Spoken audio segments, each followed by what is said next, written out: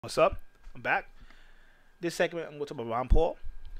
Ron Paul's an interesting character because I think the New York Times had an article where they said he's the most interesting man in politics. And I do have to agree, currently. Right now, because they seem to be doing it based on who's going to run the presidential elections. They didn't say, it's not really. They made a general statement about politics, but you can tell it was basically, the potential candidates. And I got to admit, he definitely is that. Um, would he win? Probably not. In fact, I know he's not gonna win, right? But I have to admit he's interesting in the sense that you really don't know. Like with Hillary, you know what you're gonna get. Ted Cruz, you know what you're gonna get. Rand Paul being libertarian, you know what you're gonna get, but you're surprised that he's able to fuse it the way he does with mainstream politics, which I think is enjoyable. You know when, you know, when you look at it, even for him trying to reverse the act that felons can't vote, I mean, that's a very progressive, path he's taken. Is he progressive? Of course not. Am I progressive? No, I'm not. But being independent, I kind of am in the middle. I have things that the progressives, I think that the things that the progressives fight for that are important, and there's things that the conservatives fight for that are important. So if you were to say, like for instance, he's for felons being able to vote, I think that's important because I think if you're gonna say that somebody is in prison, right, and they do their time, they should be able to vote. There's no question. And it's kind of funny. I like it because, in a sense, it kind of shows because obviously he's a libertarian, something he would identify with the Tea Party. Obviously, the Republican Party would be more obviously his natural party that he would align with if you compared Republican versus Democrat.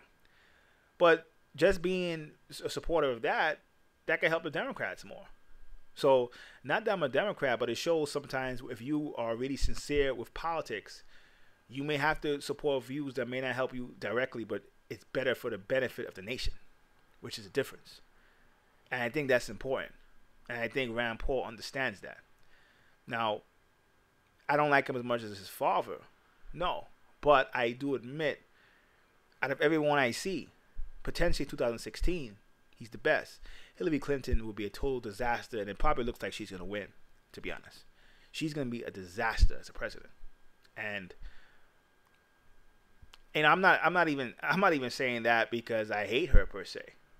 But I think after you go through 8 Obama years, and then you potentially can get 8 years of Hillary, because I think if the world lasts that long, you probably get 2 terms of her.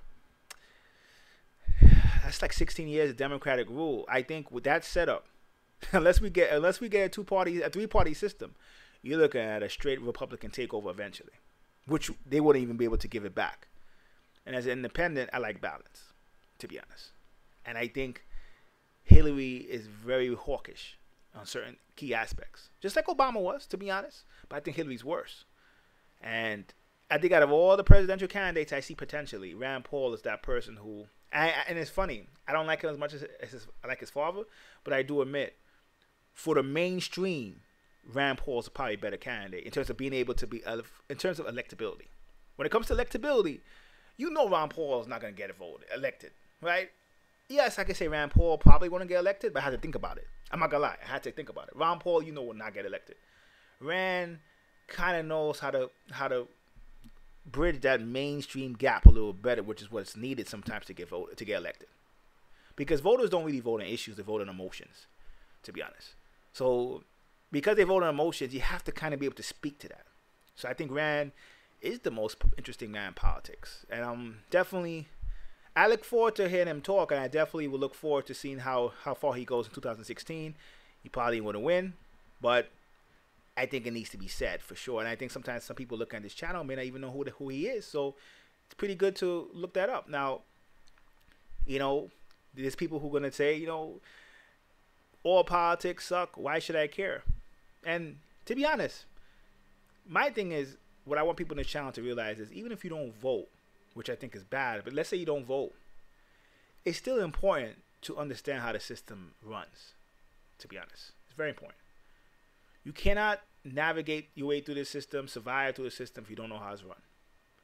And if you just say, well, it's all controlled by by corporations, Illuminati, that's not telling me how it runs strategically, to be honest. That's just the lazy man's way of just making an excuse to ignore politics. It's very important to have a political IQ. Like I said, you don't have to vote. But it's important to have a political IQ. Because if you don't, put it like this. If you don't understand the political world, you're not going to understand the spiritual world. You might think you understand the spiritual world, but trust me, you don't. The spiritual world gives birth to all the little worlds. So sometimes, in order to really understand the spiritual world, you got to understand all the worlds it gives birth to. And believe it or not, politics at one point was divinely inspired. Now, I'm not going to say American politics was, but politics in general was, to be honest. There's some esoteric principles behind politics. But you wouldn't know that if you don't study it. So, New York Times says Rand Paul is the most interesting man in politics. I got to agree. You're not going to hear me agree with the New York Times too many times. So that one, they hit it 100% on the hit. Till next time, peace.